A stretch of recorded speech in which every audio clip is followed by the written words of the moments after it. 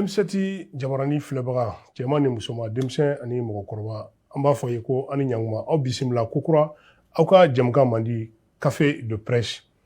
an y'a ye dɔgɔkun laban ninnu kɔnɔ Faransi jamanakuntigi olu y'a kanu kumakan jɛlen na ko u ka sɔrɔsilaka minnu bɛ an fɛ yan nɔ ko ayiwa k'u n'u ka kasaw kuru ka taga ayiwa ni u taara anw kan ka mun kɛ an malidenw jamana ɲɛmɔgɔw n'o ye Mali jamana ɲɛmɔgɔw ye Mali finitigiw olu ka baara kɛta kan ka kɛ jumɛn ye o tɛmɛnen kɔfɛ ka bɔ yen jamana marabaaw y'a kanu depuis wagati jan Bamako sogo gɛlɛya kama Mali sogo gɛlɛya kama ka programme kɛrɛnkɛrɛnnen sigi n y'a fɔ min ma logements sociaux ka so jɔ ka di mɔgɔw ma u k'a sara cogo la a tɛ digu la sara cogo min na an y'a ye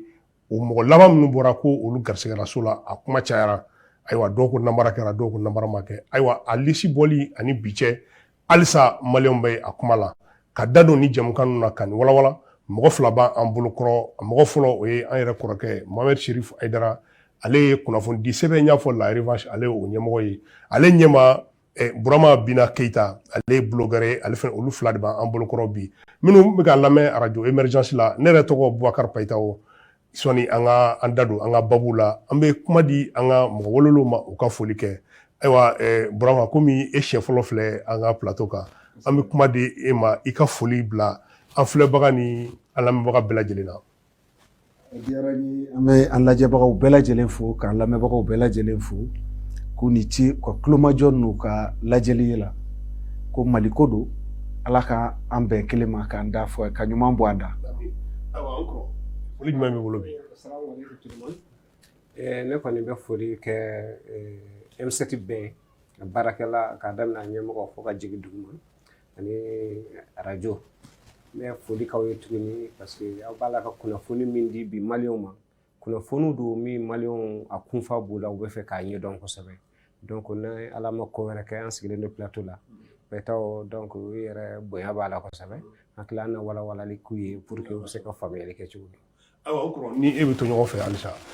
an y'a ye k'a fɔ Faransi jamanakuntigi n'o ye Emmanuel Macron ye o y'a fɔ kumakan jɛlen na ko u ka sɔrɔsilaka minnu bɛ yan ko u bɛna u ka minɛnw ta ka se kalo 4 fo kalo 6 ɲɔgɔnna la a kuma cayara a damiribɔ cayara ɲɛmunu tigɛ cayara an yɛrɛ ka ɲɛmɔgɔw ko o yɛrɛ ka jan ko hali n'u sera ka taa sisan ko u ka fisa a kumaw ni fɛnw cayara nka kuma min kɔni ye kumakan jɛlen ye o ye Faransi sɔrɔdasiw kɔni u bɛ taga donc n'u bɛ taga anw Malikaw anw Malidenw sɔnni an ka se jamana ɲɛmɔgɔw ma anw kan ka mun kɛ fɔlɔ. D'accord comme i y'a fɔ cogo min na k'u ko k'u bɛ taa yan kalo 4 kalo 5 kalo 6 hali bi taali de ko t'u kɔnɔ so ne y'a ye Faransi jɔ hali dɔgɔkun kelen kɔnɔ minɛn bɛ yen u b'a bɛɛ kasa cɛ ka taa. Ouais mais o ko sɔrɔdasiya minɛnw a déplacé man di installation kan ka démonter bon donc u ye kuma caman fɔ la. Nin bɛɛ de ye kuma ye sinon kalo 6 ninnu ka ca hali bi a ka ca mais an bɛ min fɔ fɔlɔ an k'a fɔ maliyɛnw yɛrɛ ye. N y'o de f'i ɲɛna maliyɛn yɛrɛ de kan k'a dɔn bi k'a fɔ ko Mali tɛ kɛ dɔwɛrɛ Mali kɔ et puis Mali tɛ kɛ dɔwɛrɛ maliyɛnw kɔ quoi donc k'a bila u kunkolo la k'a fɔ u yɛrɛ jɔyɔrɔ kan ka kɛ min ye Mali ko la u fana k'u jija u bɛ se k'u jɔ ni yɔrɔ fin cogo min fɛn min b'a to hali ni ninnu y'u kɔ don u yɛrɛ bɛ se ka dɛmɛ se cogo min na u ka ɲɛmaaw ma u bɛ se ka dɛmɛ se an ka sardasiw ma cogo min na baara bɛ se ka nɔgɔya an bolo cogo min na. Ouais mais an bɛ se ka dɛmɛ jumɛn kɛ sisan. Dɛmɛ ka ca parce que dɛmɛ ye kunnafoni ye dɛmɛ ye encourageli ye dɛmɛ ye hali yɛrɛ k'i ka kasabe bɔ ni dɛrɛmɛ kelen don jɔyɔrɔ fitinin min b'i la ka se k'o k'i ka jamana ko la quoi o dɛmɛw ka ca donc wa kɔnɔna na peut-être an bɛna développer sinon dɛmɛ kura ka ca. Ayiwa Bina n bɛna e fan fɛ e kɛlen ka a mɛn ko Faransi bɛna taga e hakili jiginna mun na ko maliyɛnw kan ka mun kɛ fɔlɔ Mali population de ko don kan tɛ ɲɛmɔgɔ ma an tila ka se ɲɛmɔgɔ ta ma. D'abord ne kɛlen k'a mɛn ko Faransiya ko k'u b'u ka minɛnw ta. I y'a kibaruya minɛ cogo di fɔlɔ. N ye kibaruya minɛ ni sanuya ye. A diyara n ye parce que malgré an bɛ statut min kɔnɔ o bɛɛ kɔnɔ. Apparemment a diyara kɔrɔ fana dɛ. Kɛlɛ in an y'a daminɛ a mɛnna anw donna kɛlɛ in na a mɛnna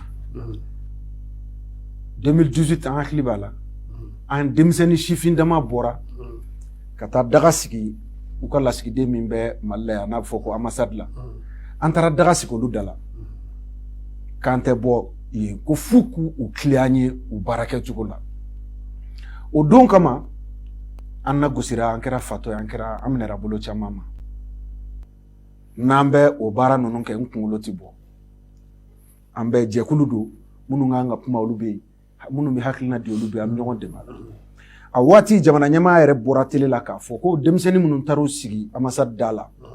k'a fɔ ko faransi k'a tile an ye k'a tɛ fɛ k'u ye yen bilen o dugusɛjɛ filanan an taara an sigi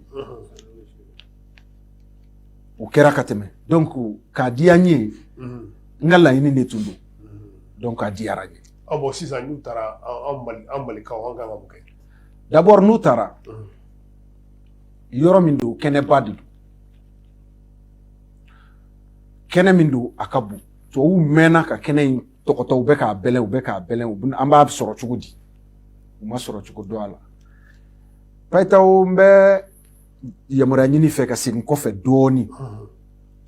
Donc n'u b'a permettre ka faamuyali kɛ par exemple. Mun de y'a to ni tubabuw donna yan 2012 san 2012 u nana cogo di ko labɛnnen de tun don fo k'a jɛya cogo di mɔgɔ minnu bɔra yen kɔfɛ ka na ko jihadisu e y'u kelen ye wa fo bi wa i y'a jɔ ye k'a minɛra an y'a mɛn de ko tubabuw ye avion wuli ko k'u gɛn k'u taara u taa nɔ ma ye u don nɔ ma ye u bɔ nɔ ma ye donc e fɛ k'a fɔ a labɛnnen de tun don an mago bɛ janvier 2013 intervention française o bɛɛ ye montage de ye montage tout à fait a pièce c'est-à-dire c'est très bien ça a été très bien orchestré ko labɛnnen de don fo k'a cɛ ɲa an bɛ san 9 an b'aw gɛn u bɔra Libi de ka na o u ye minnu wele k'olu bila kɛlɛ la Libi n k'u nana olu ka wari d'u ma Mali nord de la yan munna Libi cɛncɛn tɛ yen yan munna ka n'u sara Mali la yan Kidal ka sɔrɔ k'u bila u ka taa c'est parce que yan de Kidal de deuxième phase ye an tilala Libi la Total bɛɛ wulila k'a jɔ Libi pétrole de don Libi kɛlɛ banna an ma san kelen sɔrɔ diɲɛ Total bɛɛ rénovera u y'a bɛɛ dilan ka kɛ kura ye ka ɲɛda kura d'u ma kelen Mali de nana yuru la kɛlɛ bannen Libi bɔ yan de y'an ka zone kura ye an mago bɛ yan na mais an kɔni bɛna u bɛ wari d'aw ma an b'u ɲɛda mu aw bɛ taa aw bɛ tila ka segin ka na an b'aw bila baara la yan u taara o de la u seginna ka na u ye nin baara kɛ o wa u gɛnna don min sanfɛ fo bi mɔgɔ ma ye an ye jihadisiw faga dɛ an y'u gɛnɛ an y'u traqué dɛ kɔ na dɛ ɲɛminɛ a bɛ min. oui mais bina sisan n'a hakilila o bɛɛ tɛmɛna u nacogo ɲana u nacogo man ɲa o u ka bilan ka u ka bilan man ɲi o mais bi kumakan jɛlen min ye u bɛna taga bon n'u u bɛ taga fo. u gɛnna kumakan jɛlen tɛ u bɛna taga ye dɛ. kumakan jɛlen tɛ u bɛna taga ye dɛ. n'a ma ɲa k'u bɛ taga an kɔni kan ka labɛn dɔw kɛ. non kumakan jɛlen tɛ u bɛna taga ye. kumakan jɛlen u gɛnna de. san 9 u nana u ko k'u bɛ ka jihadisi kɛlɛ an ma jihadisi anw ka sɔrɔsi de kɛra jihadisi u bolo olu de bɛ yɛlɛ mini kan olu de ka kan bɛ attaqué tubabuw bɛ yan k'u nana anw dɛmɛ u tɛ bɔ u mana wele u b'a fɔ ko moyen t'u bolo n'u m'a fɔ ko kaba digilen don u b'a fɔ ko san durulen don san 9 ni jamana ko bon sisan aw ka sabali an bɛ se k'a kɛ an yɛrɛ ye an bɛ Ala tanu bi a fɔr'u ye kumanin jɛ la fo ka taa fɔ diɲɛ kuma bɛɛ bɛ taa fɔ yɔrɔ min n'o ye Nations Unies ka taa fɔ o kɛnɛ kan k'anw tɛ fɛ Faransi ka an dɛmɛ bilen k'an ka ɲi k'u ka taa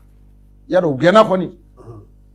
o ye kuma jɛlen maintenant n'u taara bina an tɛ se ka k'u gɛnna parce que u yɛrɛ de ko k'u bɛ taa an ka mɔgɔ ma ko k'u ka taa dɛ u yɛrɛ de ko k'u bɛ taa ayi an y'u gɛn u ko k'u bɛ taa an ka mɔgɔw ko bon ok ni aw ka bɛ taa ka se n'aw ɲuman ye u k'u bɛ taa don jumɛn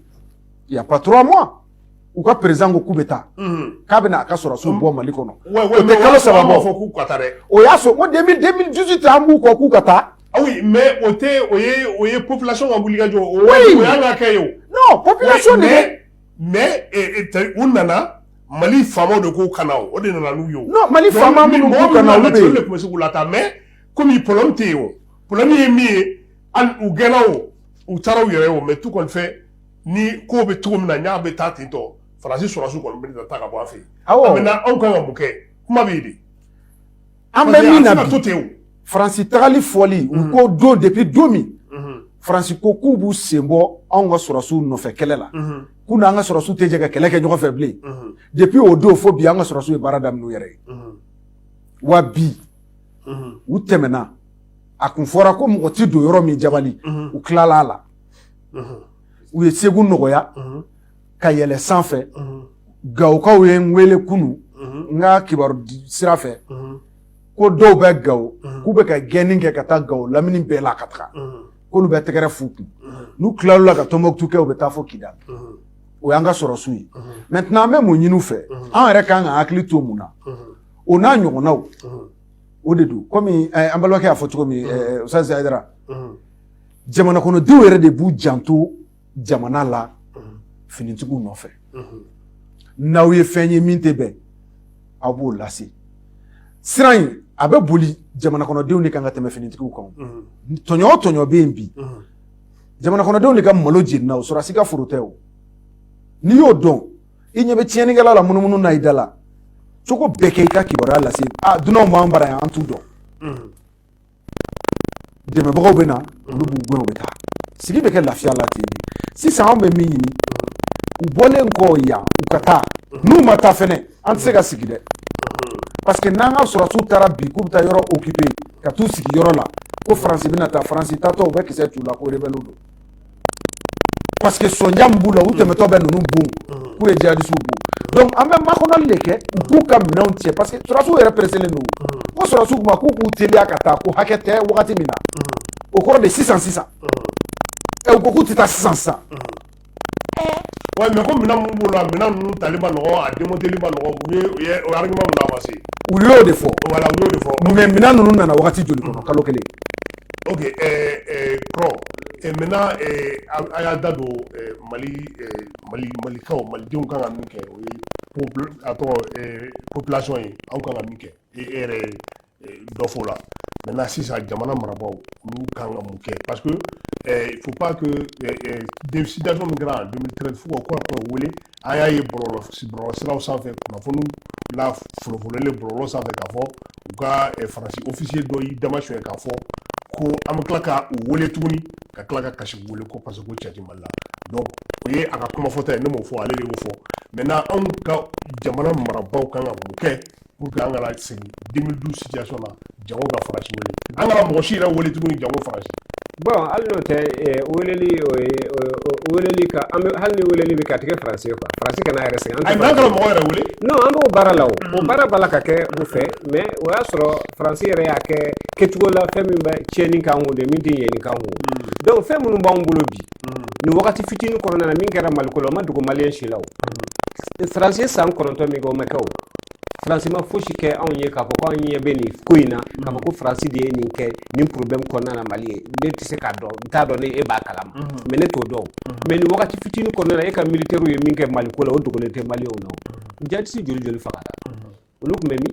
faransi tun bɛ min o wagati donc sisan min a y'aw bolo bɔ ko bɛɛ la o tuma de an ka militaires sera ka sira ye sira bɛ di k'aw de kan bɛ ka sira dɔw ɲɛ n'o de fɔ ko jihadiste ye faransi de ye faransi y'a yira anw na bi k'a fɔ olu min ye weleli o ye récit de ye min u tɛ fɛ ka min u tulo la an tɛ récit labila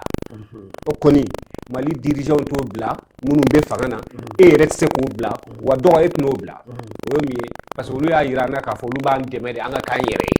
faransi dun ko olu bɛ kini de don an ka so mais mɔgɔ dɔw fɛnɛ ko faransi 2013 an ye tɛgɛrɛ fɔ faransi dun san 9 kɔfɛ an tila ka faransi gɛn qu'est-ce que Russie la fɛnɛ ta tɛna ko ɲɔgɔn na i bɛ mun fɔ mɔgɔw ye bon olu ye mɔgɔw ye minnu mais bɛɛ n'i hakilina don non hakilina ko tɛ dɛ non ne tɛ mɔgɔ dɔgɔya mais ne kuma cogo n b'o fɔ ni e t'o bali n bɛna min fɛnɛ dɔgɔ olu ye maliyɛn bɛ yen bon maliyɛn yɛrɛ o ye anw de ye wa anw tɛ mɔgɔ gɛn mais o ye hakilina de di o kɔrɔ non n bɛ fɛ ka min fana f'i ye u y'u hakilina min di olu b'a la ka to dun faransi ni faransi jɛɲɔgɔn de bolo kɔnɔ bon an b'a la ka to dun an yɛrɛ de ka so a banna ni seri de don maliyɛn b'o perefere bi Mali ɲɛmɔgɔw kan ka mun kɛ sisan Mali ɲɛmɔgɔw b'u ka baara la Mali ɲɛmɔgɔw kan ka min k'u y'o kɛ o dugura mɔgɔ la san 60 kɔnɔna na e ye cɛ sɔrɔ Mali kɔnɔ dirigeant sɔrɔ Mali kɔnɔ n ko dɔw tun bɛ taa kasi faransi de dɔw tun bɛ taa kasi faransi de mais bi e taw b'a la k'a fɔ faransi ye de an tɛ a bɛ k'anw de ta ye donc cela veut dire que ne bɛ min fɔ o dilanlen don dɔgɔ ne tɛ munumunu sa oui mais ne y'a fɔ parce que bɛɛ n'i hakilina don jamana ko in ni ko sera yɔrɔ la a jɔyɔrɔ bɛ mɔgɔ minɛ an kana bɛɛ kɛ ko a bɛɛ bɛ dumuni kɛ faransi bolo non dɔgɔ n bɛ fɛ ka min f'i ɲɛna ini an bɛ débat de la mais kana ɲina ko ne ye sirifu de ne tɛ munumunu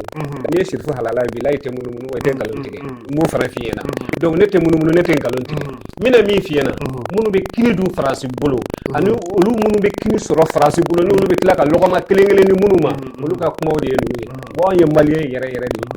pour que n kana dɔgɔyali kɛ an ye maliyɛn vrai vrai de moi je suis un vrai nationaliste wa n ko ko Mali de wa Mali de ta bɛ kɛ a ta o jaabili ɲuman bɛ n da dɛ mais plateau de don. Bina sisan jamana marabaaw kan ka mun kɛ parce que ni a ma ɲa faransi kɔni an jɛra ayiwa jɛ kɔni banna a banna banko jugu la a banna banko ɲuman na mais a kɔni a banna ayiwa aw yɛrɛ kan ka mun kɛ sisan jamana ɲɛmɔgɔw kan ka mun kɛ pour que an kana segin situation 2013 la parce que an hakili b'a la 2013 sɔrɔsilaka dɔw faransi ko u gɛnna 1960 quoi tɛgɛrɛ fɔr'u kun jɔn wala ne yɛrɛ bɔra ka tɛgɛrɛ fɔ mais munna parce que an bɛɛ ɲɛda kun datugulen don k'an kunkolo siri ka taa da faransi kɔrɔ ni min ta y'a diya don min gabani a bɛ gabakurun kun fo o bɛɛ ci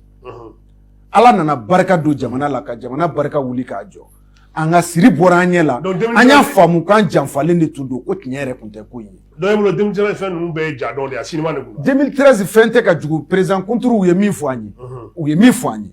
président min tun bɛ a ye min fɔ an ye ko lɛtiri a y'a kɛ k'a ci faransi u ye lɛtiri kura wɛrɛ sɛbɛn min y'u yɛrɛ sago ye tubabu k'o lana k'a k'o de signé ko k'o ci olu ma ko k'o ci Nations Unies ma ko n'o kɛra k'olu bɛ na maa sirannen sayamuru b'i kun na n'a fɔra i ka min kɛ k'o b'i ka jamana kisi k'i kisi i b'o kɛ nka an bɛ jigin ale la yɔrɔ min a kɛ ni bi cɛ a ma bɔ ka kibaruya di mɔgɔ ma n ye nin de signé a papier filɛ n bolo jamana ko de don du ko tɛ tiɲɛ tɛ a sera a fana ka bɔ ka kuma an bɛ jɔ o ye jamana ɲɛmɔgɔ dɔ ye komi ko ɲɛmɔgɔw kan ka min kɛ jamana ɲɛmɔgɔ dɔ don parce que a bɛ président kɔrɔya statut kɔnɔ bi a bɛ ka prime bɛɛ ta il a l'obligation de réserve jamana ayi ni jamana de ko fɔ ko n'i ye jamana mara ka tɛmɛ i k'i da de si il a occupation de réserve cela veut dire qu'il fait partie des ennemis de l'extérieur et de l'intérieur donc pas forcément que chacun se lève pour sauver la nation et face à l'ennemi on va se lever ɲɛmɔgɔw kan ka min kɛ ale ye ɲɛmɔgɔ dɔ ye parce que président kɔrɔ don ale kelen kan ka bɔ ka kuma a bɛ ka président kɔrɔya statut bɛɛ sɔrɔ o avantage bɛɛ b'a bolo donc ale bɛ kumakɛlaw fɛ l'obligation de réserve Mali sariya de ko ten o k'a ka daminɛ awɔ a b'a daminɛ fɛn dɔw la ayi k'a ka daminɛ de mais ka jamana curon ka daminɛ an tɛ sɔn a kelen tɛ mɔgɔ minnu b'a la an ye dɔw ta f'u ye u tulo b'a la olu dɔw bɛ baara la halisa olu ta don olu tulo ayi n'o bɛ fɛ ka fɔ a kelen tɛ jamanatigi kɔrɔ ye bi min daminɛnen don non mais min ye nin papier signé a kelen y'o ye Fransi nali 2013 papier signé baga a kelen y'o ye an fa ɲuman don koyi mais jamana ko mana na joli ko bɛ bila kɛrɛfɛ a bɛ kɛ jamana ye jamana ka bon n'an ka duw ye o ye kelen filanan bi sisan ɲɛmɔgɔw kan ka min kɛ alihamudulilayi ɲɛmɔgɔw kan ka min kɛ u b'a kan bi ma t'u b'a kan waati dɔ tɛmɛna yan nɔ sɔrɔsi formation tun mana daminɛ i tun bɛ dɔw yɛrɛ de sigilen to ko baara wɛrɛ tɛ dugu min na formation ko ka taa an denw di fagali ma olu tun t'a dɔn ko bi bɛ ka ɲɛ bila parce que jamana ka bon mais bi a sɔrɔsi ko a bɛ cogo di n'a fɔra ko formation bɛ yen i bɛ mun ye ni sɔrɔsiw yɛrɛ mago bɛ mɔgɔ 1000 na mɔgɔ 5000 bɛ taa ka papier bila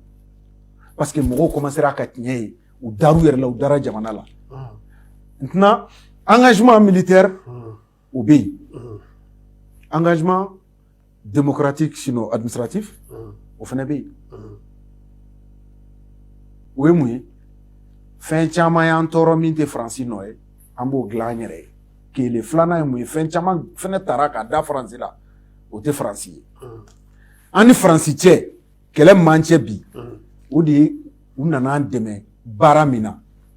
n'o kɔrɔ ko jihadisi kɛlɛ n'o tɛ tiɲɛ ye o kɛlɛ b'an cɛ o kɛlɛ de bɛ ka funu ka yɛlɛ fo ka taa ko wɛrɛ kɛ parce que faransi tɛ tiɲɛ kan donc u b'a fɛ k'an bagabaga n'u sen n'u bolo bɛɛ ye an bɛ ambassadeur bɔ an ka yɔrɔ la an b'an ka nin intérêt tigɛ an b'an ka nin intérêt tigɛ a y'a bɛɛ tigɛ an ka sanu min b'aw bolo an b'a fɔ an ka jamana ɲɛmɔgɔ ye k'u k'a daminɛ o la fɔlɔ an ka sanu min bɛ ka CFA garanti an bɛ bɔ CFA la u ka na n'an ka wari sanu kelen faransi contrat fɛn fɛn b'u bolo yan Mali la entreprise privée parallèle et contrat direct et contrat parallèle c'est-à-dire contrat min signera tilennenya la nin ye France état français filɛ Mali filɛ parapublic voilà ani contrat min taara munumunu kɔfɛ ka taa di mɔgɔ wɛrɛw ma Sud Afrique ni Côte d'Ivoire ni Sénégal la kana don Mali kɔnɔ ni France ta don ani Maroc o contrat fɛnɛ ko o fɛnɛ kase u ka taa ka Belgique ko contrat Belgique u ka contrat Belgique OK maintenant kuma oui kɔrɔ ko ka contrat Belgique est-ce que o ni kɛlɛko an ka kɛlɛko ninnu bɛ ɲɔgɔn sira la wa bon kɛlɛko in de y'a to o bɛɛ kɛra o parce que kɛlɛko in de y'a to hali e yɛrɛ ka mɔgɔ caman kɛra milliardaire ye nafolo min bɛ bɔ ne ka mɔgɔ caman ye Malien caman kɛra milliardaire kɛ minnu n'a man kan Malien caman kɛra on a vu des militaires milliardaires au Mali tu sais que o tɛ se ka kɛ diɲɛ kɔnɔ kɛlɛ bɛ jamana min na e kan k'a bɔ i kun yɛrɛ k'a kɛ n'a fɔra ko e yɛrɛ kan ka gestion min kɛ o gestion kɔnɔna na k'e yɛrɛ kɛra milliardaire ye a y'a da o ɲɛ kɔrɔ sa Mali tɛ se ka to ten quoi bi an y'o bɛɛ dɔn joni bɛ se mun na joni bɛ sɔn min ma ne hakili la caman dɔnna ten sa olu baaraw kan ka kɛ olu kan ka u dabɔ Maliko la de minnu yɛrɛ Maliens ye minnu b'a dɔn k'a fɔ ko Mali joli olu joli de u k'olu bila u ka baara in kɛ sinon dɔnkilidalaw journalistes milliardaires fɛnw ça c'est trop o bɛ min ça c'est des pions à placer pour que an ka sago kɛ jamana kɔnɔ donc min kan ka kɛ o tɛ dɔwɛrɛ ye olu milliards n'o fɛnw k'u bɛɛ minɛ k'a bila an ka kɛlɛ gafe kɔnɔ a ka kɛ ka kɛlɛ kɛ Mali kɔnɔ a banna c'est tout ouais mais a y'a ye bina dɔw fɛnɛ bɛ ka ala Malien dɔw ka lasew la an b'a ye bɔlɔlɔ sanfɛ an bɛ kunnafoni di siraw fɛ ko i ye min fɔ ka contrat kasɛli yarɔ o ye jamanakuntigiw ta ye mais ko an jamanadenw fɛnɛ ka hali les sociétés françaises ko k'olu boycotter e mun fɔ bon n'a fɔra ko ka société française boycotter ne tɛ don o la munna parce que munna société française fɛn fɛn bɛ Mali la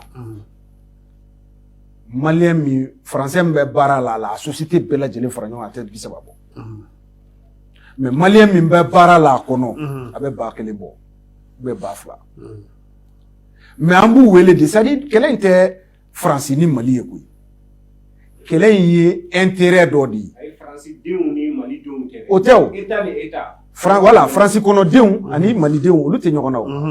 mais jamana fila diplomatie kɛlɛ diplomatique de don maintenant France y'anw ka intérêt menacé fo k'an kan bisi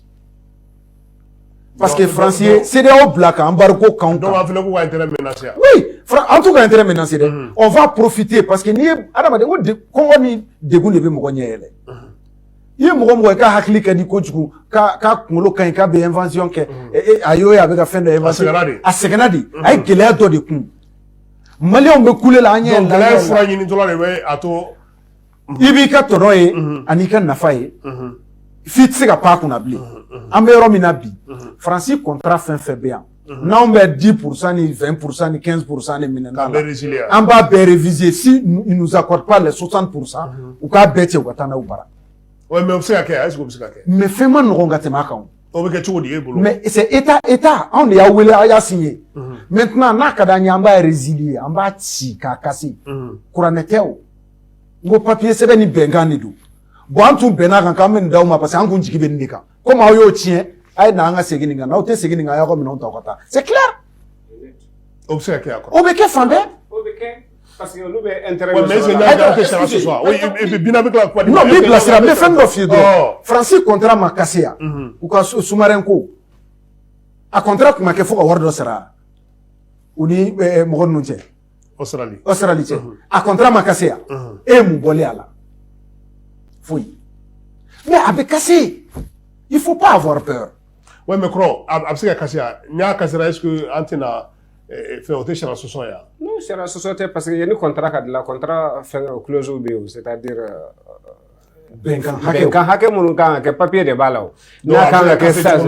donc olu bɛɛ bɛ se ka na o donc olu bɛɛ b'a kɔnɔna na o donc n'i y'a a bɛ fɔ a bɛ kase a bɛ se ka kase de sinon a tɛ fɔ o ni min tɛ se ka kɛ o tɛ fɔ o bi an bɛ yɔrɔ min na fɛn fɛn min tɛ sariya kɔnɔ an yɛrɛ bɛ siran k'a fɔ Maliens parce que situation bɛ cogo min na mais France ta kɔni hali n'a sɔrɔ a ka ɲi de a kan ka minɛ de u ka taa dɔrɔn olu kelen tɛ mɔgɔ wɛrɛw bɛ yen an b'a di minnu ma minnu b'a baara kɛ France bɛ intérêt min sɔrɔ Mali kɔnɔ coup d'état ma kɛ Mali dɔrɔn na o a kɛra Laginɛ a kɛra Burkina an ye Tchad ta ye mais dɔwɛrɛ t'olu da Mali dɔrɔn kɔ parce que bi Mali de olu ka kini n'u ka na n'u ka to bɛ Mali in de kɔnɔ u bɛ min sɔrɔ Mali kɔnɔ u tɛ se k'o sɔrɔ yɔrɔ si diɲɛ an tɛ se k'o kɛ. Oui, mais u ka ɲɛmɔgɔ kun ye délai fɔlɔ de o délai ma respecté est ce que o fɛnɛ mun délai an yɛrɛ nɔ tora parce que an ye kalo 18 di o. Mun de an ka laduli a tɔgɔ ko an bɛ élection kɛ kalafiliw kɛ kalo 18 mais i bɛ se ka n'o de fiyɛ na sa o don kuma kɔnɔna na n bɛ parce que i ye nin question kelen posé o débat de do i y'a kɛ n bɛ segin a kan tuguni n'an ye hali kalo n'Ala an ye kun ye kalo 30 de di ni situation ma se ka kɛ kalo 30 kɔnɔ an kan k'a ɲini situation bɛ ɲɛ cogo min na a ka ko o demander tuguni wa hali olu yɛrɛ n'a sɔrɔ olu ta ye jamanajɔ de ye dɛ ni intérêt ko wɛrɛ tɛ dɛ olu yɛrɛ ɲɛ bɛ jamana situation bɛ cogo min na u b'a fɔ ninnu bɛ sira min kan ni temps dira ninnu ma Mali bɛ bɔ nin kɔnɔ mais Mali ka bɔ nin kɔnɔ o t'olu arranger o et puis n y'o de f'i ɲɛna CEDEAO ko kuma yɛrɛ ne tɛ fɛ k'a fɔ mun na parce que olu ye syndicat de olu ta tɛ dɔwɛrɛ cɛ ni Mali ta in jara coup d'état bɛ k'an fana fɛ yen n'i ma kɛ ka ɲɛ a bɛ k'i fɛ yen kɛ ne ko CEDEAO président dɔ de delila ka wuli ka na jamana dɔ la k'a fɔ ko wa aw ka jamana c'est mal géré jamana t'a la ka gérer ka ɲɛ jamana président ma k'a fɔ a tɛ se ka to e bolo ta aw ma deli k'o kɛ pourquoi ni coup d'état kɛra o la aw bɛna ɲɔgɔn defa. u b'a fɔ o ma ko ye ingérence de ye ko k'i da don ko la i da ma ka don. donc pourquoi ni an fana ye coup d'état kɛ o ye le problème. mais hali sini dɔgɔnin lamɛn hali sini coup d'état bɛ kɛ yɔrɔ wɛrɛ fo ni jamana n'u y'a kɛ ka ɲɛ a bɛ to yen n'u m'a kɛ ka ɲɛ hali sini coup d'état wɛrɛ bɛ kɛ a bɛ kɛ anw tɛ dɛ tɔw b'a la u bɛ nanselen don u bɛ manamanakan na sisan mɔgɔw b'a la ka kuma wɛrɛ fɔ tuguni. ayiwa kɔrɔ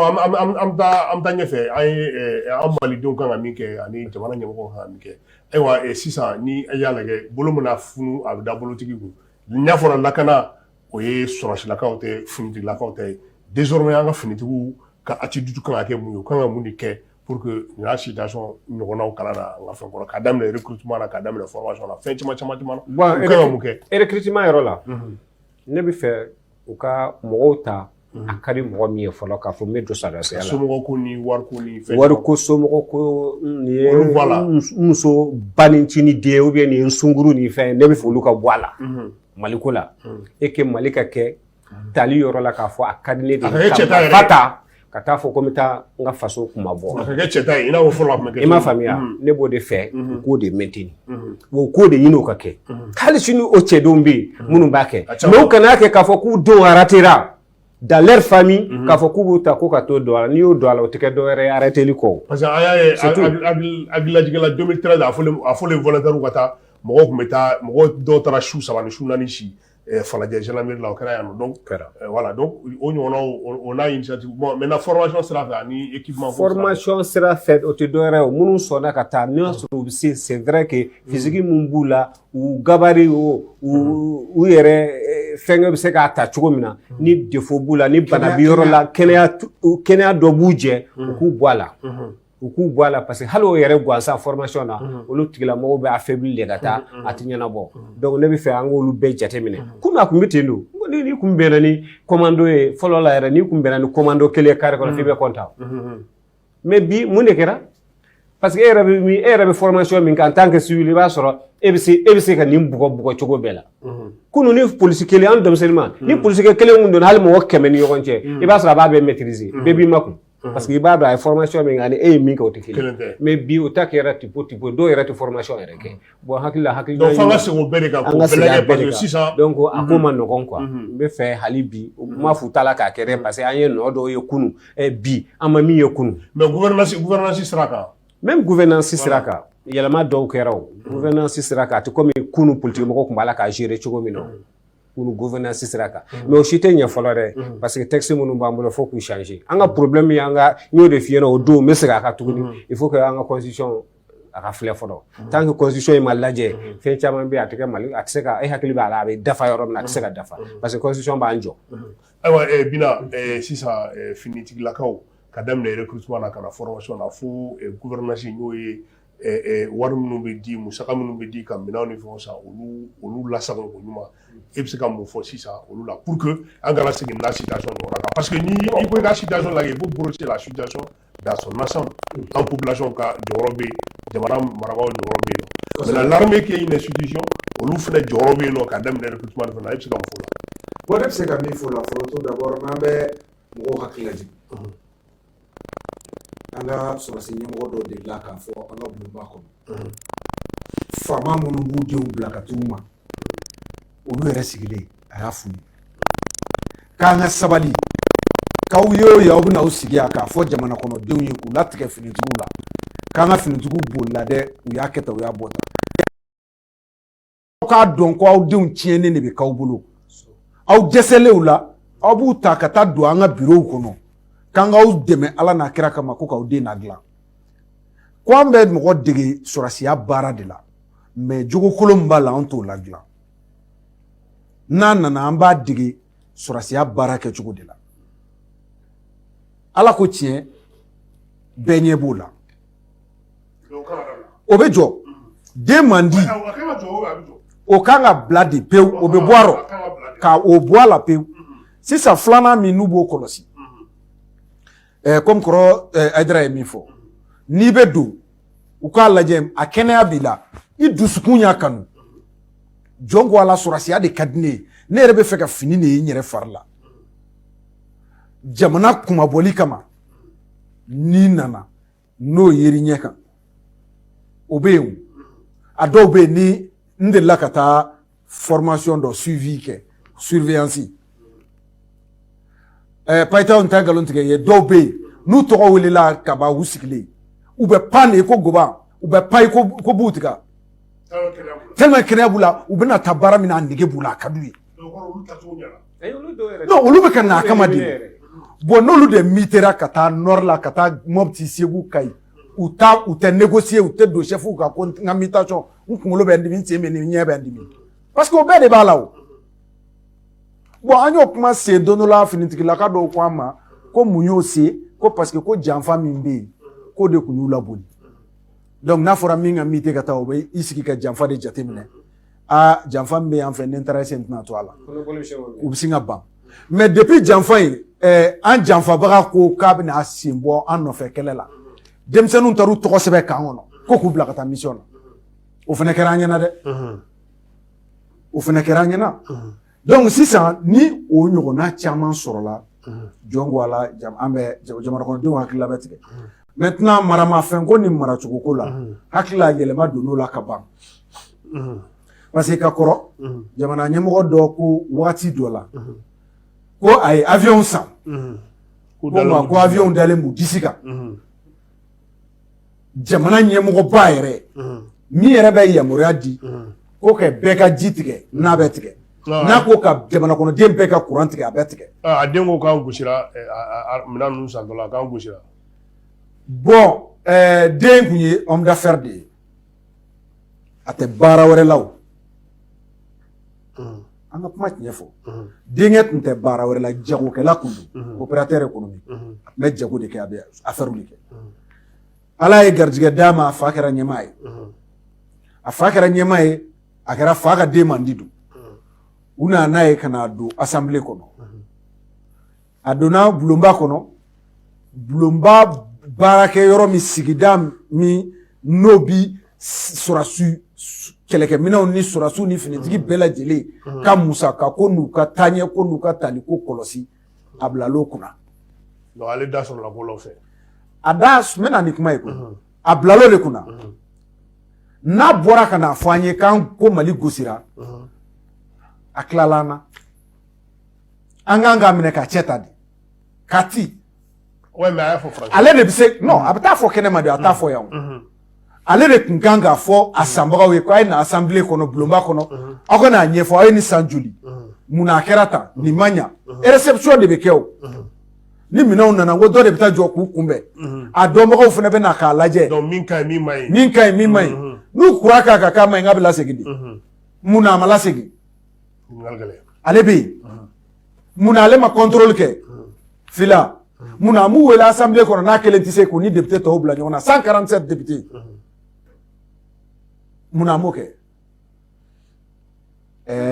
mɔgɔ tɛ kala sɛmɛ mɔgɔ la koyi k'i bolo ɲɛsin karisa ma k'i bɛ nɔ galaw la nɔ ma gala mɔgɔ la dɛ ale yɛrɛ don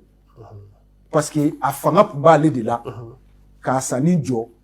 k'a yamaruya ka tila k'a lajɛ kelen kelen a jama b'a bolo jamana ye baarakɛlaw d'a ma n'olu bɛ commission na minnu bɛ se ka wuli ka taa contrôle kɛnɛ kan komi tile kun ka jugu ale yɛrɛ ma tile fɛ mɔgɔ kun tɛ mais a tun bɛ se ka mɔgɔw ci olu ka taa baara kɛ n'olu taara jateminɛ ni mina mina di minnu ma n'olu bɛ baara kɛ n'a ye n'u ko min man ɲi tɛrɛ bɛ k'o kan o bɛ lasegin dɔ laseginna mina na o mun y'o lasegin minnu bɛ baara kɛ mina na olu ye minan dɔw ye den 20 ni kɔ ko k'o lasegin ja a taara sɔrɔ o minan o tun dira de ko nin essai de ye n'an bɛna min d'aw ma o y'a yɛrɛ yɛrɛ ye a bɛ dilan ka kɛ nin cogoya de ye net mais an bɛ nin bila ka na parce que an tɛ se k'a yɛrɛ bila ka na d'aw ma essai la ko nin den 20 bɛ na aw k'o lajɛ n'o o dilan cogo y'aw diya an b'a yɛrɛ d'aw ma o yɛrɛ o lajɛlila 20 min nana o donna anw ka 20 kɔnɔ k'o facturer o ko in kɔnɔ ka don dɛ o kɛra yan mais bi donc bi o bɛɛ kan ka dabila non o dabilara maintenant bi avion tɛ yan min tɛ wuli an ye jaw sɔrɔ bɔlɔlɔ kan finitigiw yɛrɛ nisɔndiya kojugu ni wasa kojugu u yɛrɛ de bɛ k'u ka baara filmer ka a ci u limanaw ma an ye avion ye sanfɛ a taara yɔrɔ lajɛ sira lajɛ ka sira jɛya ka segin mobili bɛ nalen u yɛrɛ tɛgɛrɛ fɔ a ko kɔnɔ ni ce an y'o ja ye bina wagati bɛ ka boli an nɔfɛ an bɛ taa an ka jamukan filanan na an y'a ye dɔgɔkun laban in na k'a fɔ logement sociaux ko ni jamana marabaaw ko y'a kanu sogo gɛlɛya kama ko ka programme kɛrɛnkɛrɛnnen kɛ ka so di mɔgɔw ma u k'a sara saracogo la a tɛ digi u la sara cogo min na an y'a ye lisiw bɔra a lisiko kuma cayara ayiwa kɔrɔ n bɛ kuma di e fɔlɔ ma halisa logement sociaux ko kuma bɛ ka kɛ an kɔni y'a ye jamana marabaaw kɔni y'a kanu ko ka a baara sonsoro fɔlɔ ayiwa jɛkulu min sigira ko ka logement sociaux yɛrɛ di mɔgɔw ma n'o ye commission ye u y'o ci ka bɔ yen ayiwa est ce que mun kan ka kɛ sisan pour que parce que a kuma cayara dɔw ko ka lisi yɛrɛ annuler dɔw ko ye lisi annuler bin bɛ kɛ dɔw kan ayiwa a kuma kɔni cayara e bɛ se ka mun fɔ logement sociaux ko in na. bon logement sociaux ko ala baara yɛrɛ kɛcogo depuis a daminɛ a ma ɲɛ sinon ne yɛrɛ kɔni bolo baga kɛra commission ma de. cogo di. commission ma kan ka ci nin yɔrɔ in na baara sera yɔrɔ min na ni baara sera nin yɔrɔ la sɛgɛsɛgɛli kan ka kɛ ni commission de ye. donc sɛgɛsɛgɛli ka kɛ fɔlɔ. commission ci olu y'a yira ko commission ye nɔ ye. k'a ma ɲɛ u ye commission ci. donc a bɛ komi. dɔw bin'u ka. mali faama caman bɛ diɲɛ kɔnɔ o y'u ka principe fɛnkɛw ye système ye n'a kɛra min ye dɔrɔn u bɛ se ka dɔ ta ten a bɛ se ka don e kan na cogo min na e b'i jɔ n'a ye. sinon commission bɛ to a kɛcogo la. u ye baara kɛ cogo min na u bɛ tila k'a yira diɲɛ maa la an k'a ye a kɛcogo la a kɛra cogo di. et puis mɔgɔ minnu tɔgɔ bɛ k'a la o ye pression de ye o commission président. ni tagara a tɛ si a tɛ sunɔgɔ a ɲɛ tɛ se ka tugu ala ni pression b'a kan mali faama o mali fantaw bɛɛ ko fɔ n ka so sɔrɔ mais le système même o de ma diya ne ye le système c'est quoi aw ko ka du dilan sow dilan ka di mɔgɔw ma fantaw ma a daminɛ de kɛra ko k'a di minnu tɛ se ka so jɔ mais ne delila ka article dɔ sɛbɛn j'ai dit il faut obligatoirement des maisons pour les nantis et les moins nantis. n delila ka o fasiri sɛbɛn les nantis mɔgɔ dɔw bɛ yen c'est des grands fonctionnaires se b'u ye mais u tɛ se ka so jɔ u yɛrɛ o camanba de bɛ jamana in kɔnɔ ni mɔgɔw kadiribaw taara fonction na ka tila ka taa retraite la k'u to loi sera o camanba tɛ yan n'o tɛ yen o kɔni tɔgɔ fɔ kɔ a ye n tɛ tɔgɔ fɔ kɛ o mais n bɛ fɛ k'a f'i ye o min bɛ yen o ka ca de kosɛbɛ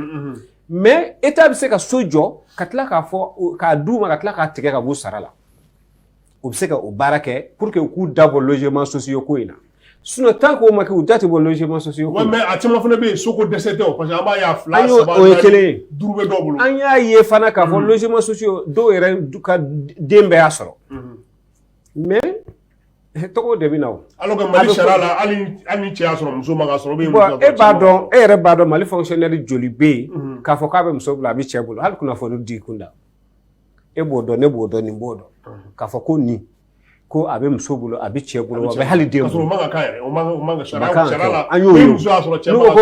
ko sariya tɛ soko sariya. o de kɔrɔ an bɛ. an b'o soko sariya de kan sisan donc n'an ye sariya o sariya fɔ an bɛ soko de kɔnɔna na o fana tɛ kuma jugu ye mais n'an y'a préciser fana mɔgɔ minnu bɛ an lamɛn k'a fɔ ko an bɛ soko sariya de la o camanba de bɛ yen n'u ko hali an ka liste de kɛ parce que u tulo b'an na u ka an wele kɛ.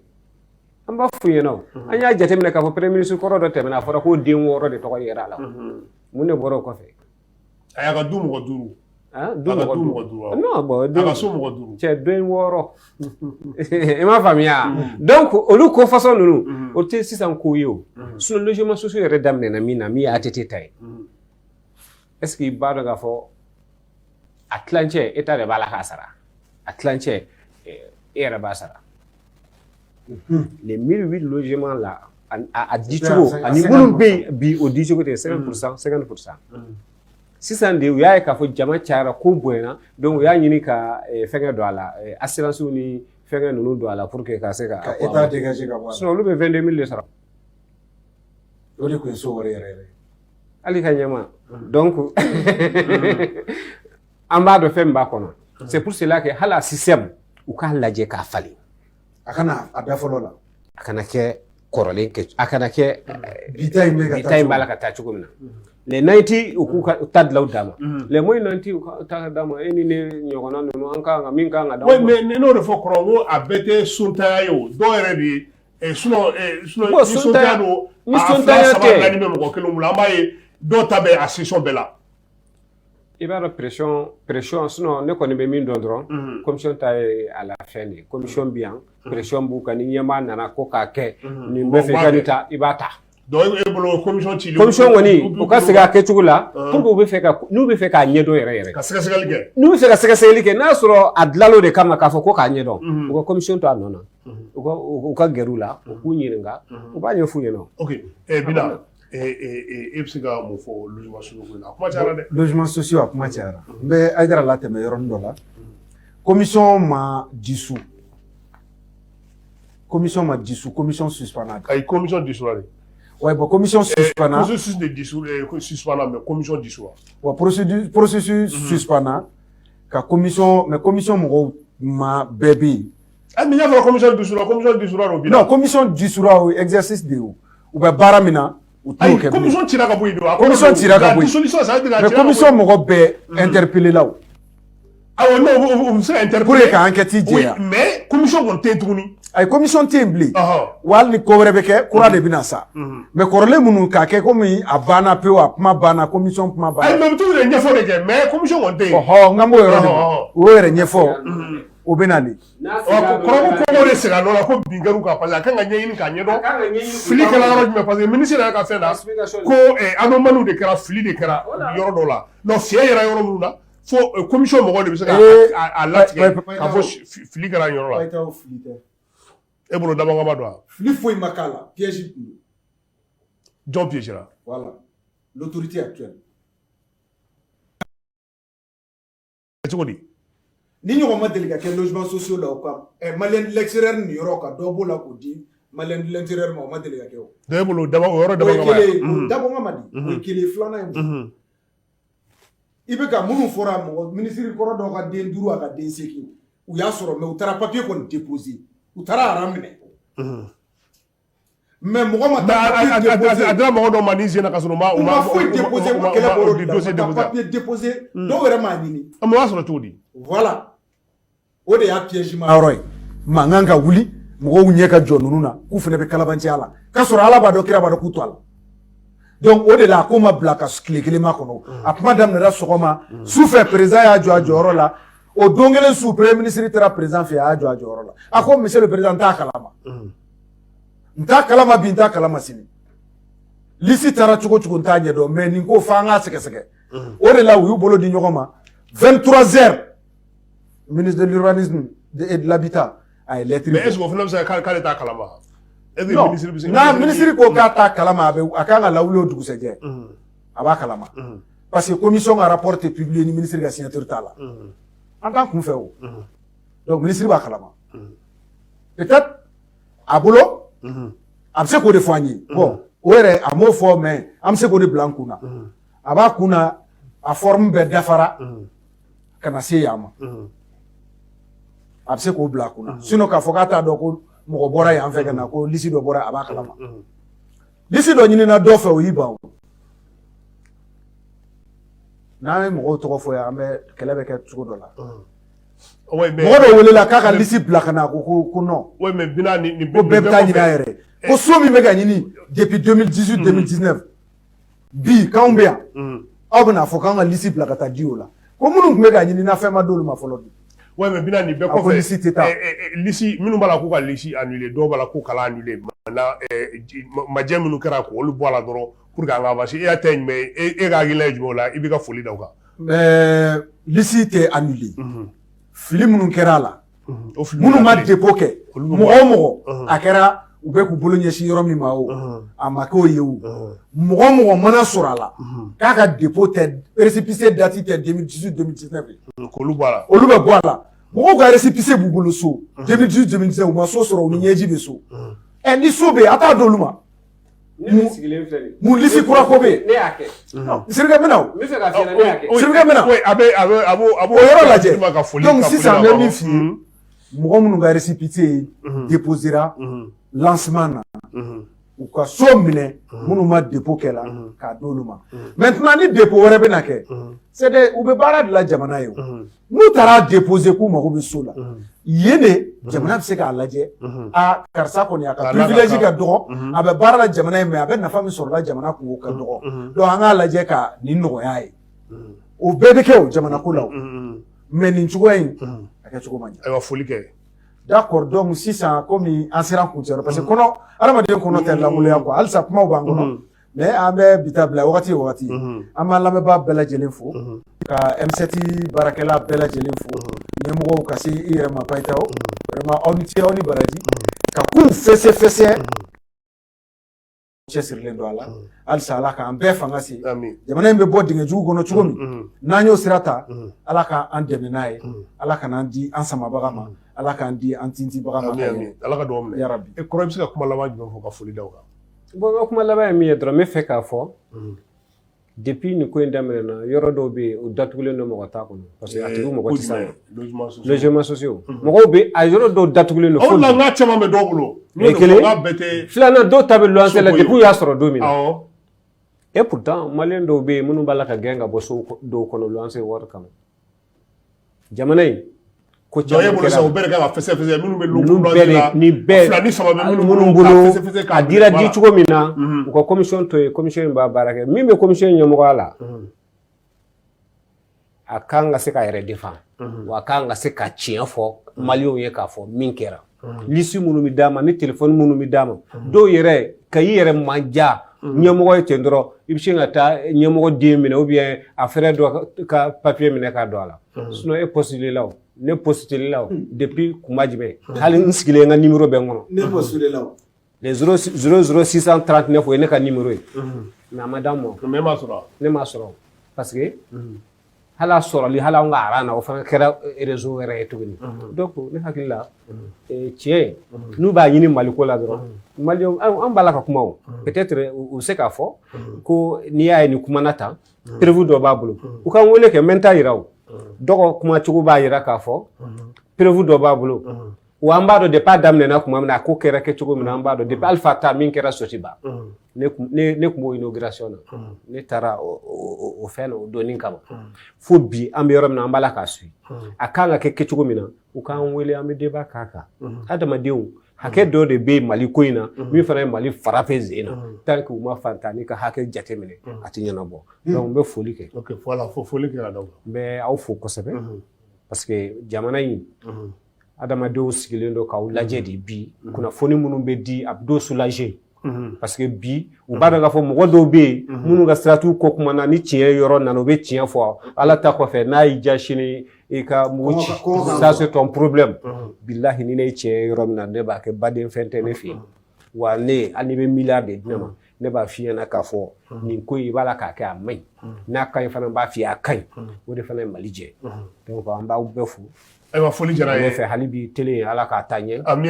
radio ala k'a taa ɲɛ ala k'an mɛn fana ka kunnafoni ɲuman tiɲɛ k'o fɔ maliyɛnw ye ami ala ka dugawu minɛ ayiwa a kolo garisɛgɛ kɛra nin de ye bi aw ka jɛmukan man di café de presse la bi mɔgɔ fila tun b'an bolo kɔrɔ Mohamed Cherif Aidara ale ye kunnafoni ale bɔ kunnafoni di sɛbɛn na n y'a fɔ la revanche ale y'o ɲɛmɔgɔba ye ale ɲɛma